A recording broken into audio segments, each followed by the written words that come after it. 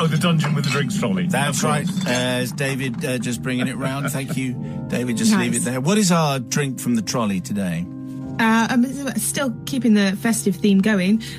We've just put the hot mulled cider out in the pub today, so I thought, why not have a big glass of that? It's one of those drinks that you have a couple of glasses, you think, right, was there any fruit in that at all, or was it just raw alcohol? Correct. Anyway, I think anything mulled is going to sell rather well in the next few days. Yes. And hot as well. Very nice. Easy on the cloves. Easy on the clothes or the cloves? On the on the cloves. It's our new food and drink feature. Easy on the cloves. Today's confession comes from Humphrey. Thank you very much, Humphrey. Simon and the Wonderful Collective. Back in the late 60s, I attended junior school in a rather run-down part of London's East End. Now, there's an interesting sentence coming up.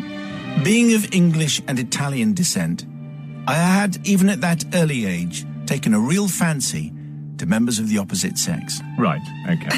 What? Quite the fact you're English and Italian That's got has nothing got to do with anything to do with it? I don't know. Anyway, continues Humphrey, name changed, obviously, because not very Italian or English. I suppose a little bit English. Anyway, but my attention was particularly drawn to a young girl named Penelope.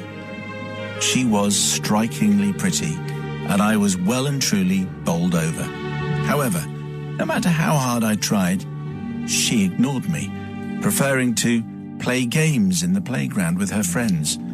This seemed extraordinary to me. There they were, skipping, playing hopscotch, tying up each other's hair, when I was trying to chat to Penny. I called her Penny because Obviously Penelope was the right thing, but I thought I might be casual. I was standing tall and looking as grown up as I could manage. I'd even taken to reading the class book in the playground. Magic Everywhere it was called, I believe. I thought I looked rather cool. Yeah, I like it. Anyway, it was because of this that I hatched my devious plan. I decided to strategically position myself in the playground so that when she ran past, I would accidentally trip her up. Oh, excellent. Great idea. Cannot fail. And then rush to help. Rush to help, apologizing profusely, which would ensure that we spoke. And maybe she would even ask me to carry her inside. Yes. Or something like that. Oh. And I would be the dashing hero of the hour. She would open her eyes, see me there, all concerned, catch a glimpse of the class reader in my blazer pocket, and realize what an intellectual I was and how lucky she must be. A veritable Prince Charming. Yep. Well, the plan worked. Sort of. For as Penny ran past, I accidentally tripped her up. Phase 1 successfully completed. Now for the slightly more complicated Phase 2. Oh dear.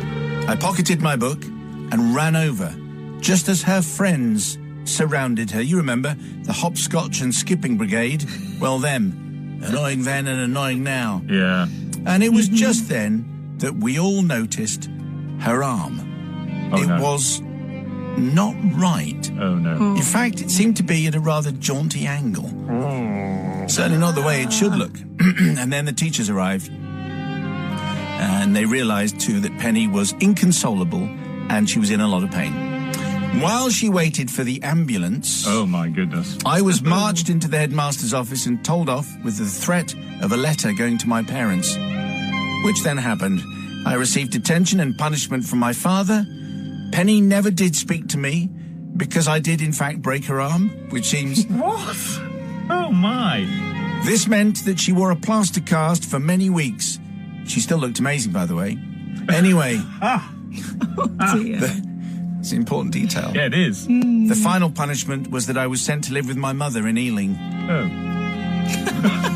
Sure that's not... Not sure that Ealing or your mother can... No, there are very nice parts of Ealing. Obviously, I would like to seek forgiveness from Penny for, well, breaking her arm, which wasn't all my fault, as she fell awkwardly when I tripped her. So in a way, she must take some of the blame. Also, forgiveness from the teachers who had to give up their breaks to supervise my detention. I often think of Penny and wonder how her arm is and whether she learned to fall properly in the future. What a great payoff that is to get everyone's sympathy. Kind regards always, Humphrey. If only she'd learned to fall properly. I mean, come on, Penny. Sister Susie. Oh, Humphrey. I think that she probably fell properly in the first instance, and the fact is you tripped her up. And okay, maybe you didn't mean to break her leg, but you still tripped her up. Arm. Anything could have happened. Yeah. She could have broken a leg. She could have broken, 2 arms.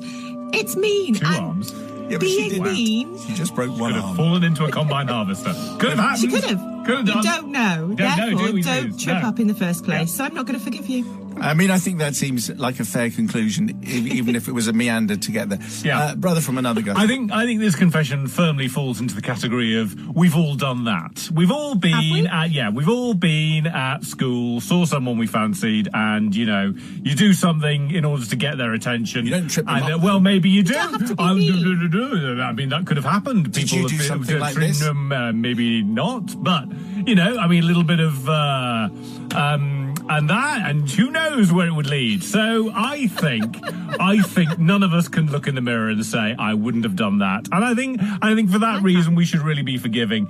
And also, yes, what was she doing with her arm that it ended up being broken? Not that we're going to be blaming Penny for that, but in a way we are. So for that reason, I choose to forgive. Yep. Right.